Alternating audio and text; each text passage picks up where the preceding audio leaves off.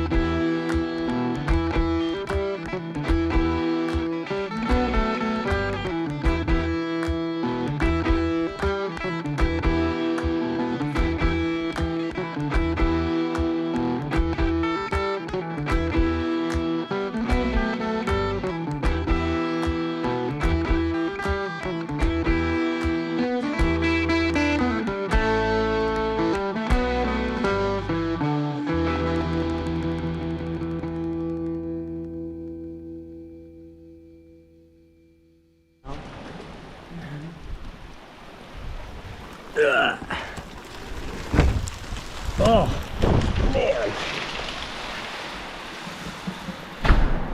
This is not fun out there. Okay.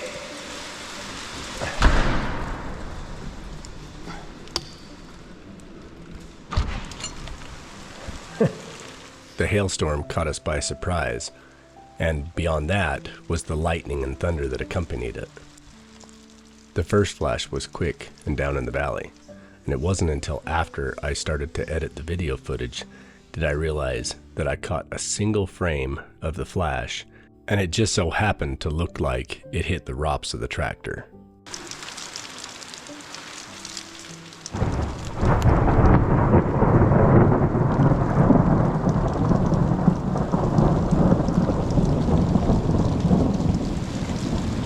It clearly didn't, but it sure was interesting to see. And of course, who doesn't love to watch a good lightning and thunderstorm?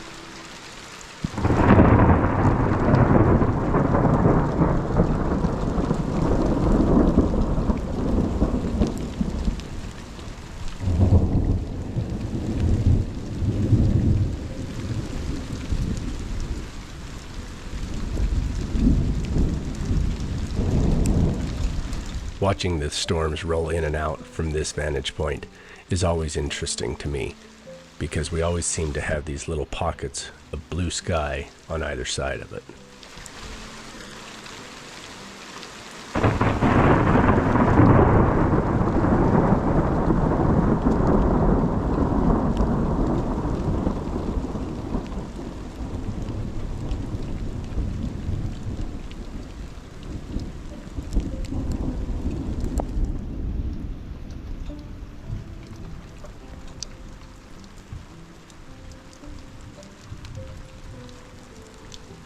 Over the course of the next couple of hours, the storms continued to roll in and out, bringing with them little pockets of blue sky and sunshine, followed by another dark stormy patch and thunder and lightning. Man, it's exciting. We started getting the primer on the walls yesterday, and it's looking great. So we're going to keep going with the walls today and try to get the rest of the walls done. We've got about half of the shop to go on the upper half. So we're like 3/4 done with the walls. I'm going to try to wrap those up and then hit the ceiling with the primer.